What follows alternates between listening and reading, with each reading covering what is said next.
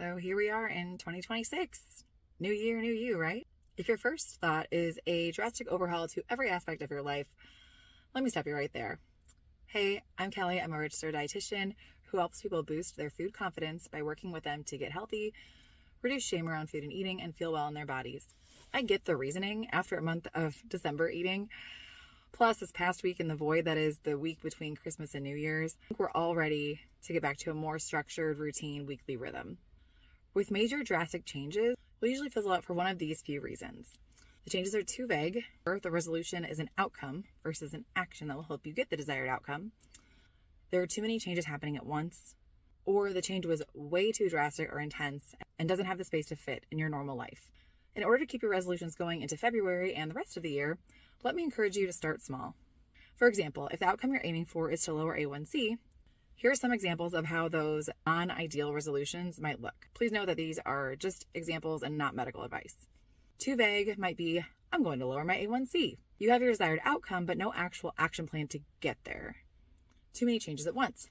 I'm going to exercise 30 minutes a day, get 10,000 steps every day, avoid all sugar, log all my food, and get 8 hours of sleep each night.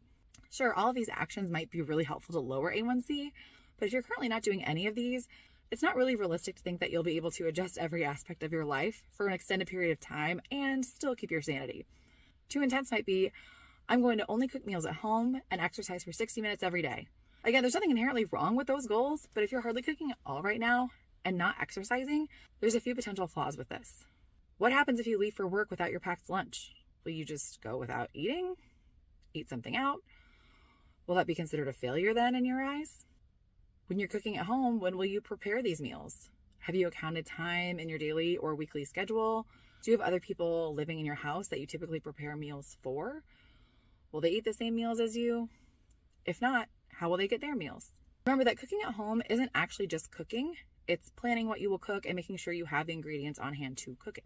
Are meal planning and shopping accounted for in your schedule? If you're not exercising at all right now, when will you fit in your 60 minutes? Morning, afternoon, evening? Split it up throughout the day? What type of exercise will you do? Do you have an indoor space at home or at a gym, etc.? Movement if the weather is poor outside? What if you're sick or tired or are up with a sick kiddo all night? Or traffic was bad coming home from work, which ate up an extra hour of your evening? Lots of things to consider. Here's what I'd recommend instead. Choose 1 to 3 mini habits that will be realistic to stick to 90% of the time. You could technically choose up to 5 if you're very conscious of the time and mental energy that it would take, but 1 to 3 is usually an ideal start. For example, with the goal to lower A1C, here's some examples. Again, not medical advice. I'll get in 10 minutes of movement each day. I'll cook 3 dinners at home each week. I'll prep and bring my lunch for 3 work days a week. Then assess at the end of each week how often you were able to actually do those things that you intended to do. Are those working well with your actual life demands? Does anything need to change? Remember, changing or modifying your plan does not mean you're failing. It means you're being realistic and adjusting to make things doable for you. It might not feel like you're doing a lot to start, but small behaviors compound on themselves to create big impact. Once these few things are flowing well for you, you can decide if you want to deepen these current habits or keep those as is and start building on other habits. I'd love to hear your New Year's resolutions for 2026. Drop those in the comments. If you're feeling uncomfortable with food or eating, intense cravings, binge eating, or stomach issues, be sure to visit my website, confidencenutrition.com, or send me a DM to find out more about my one-to-one nutrition counseling, which is usually covered by insurance. If you found this video helpful, be sure to follow me, like, subscribe, and share this video so you can hear other ways to boost your food confidence. Take care.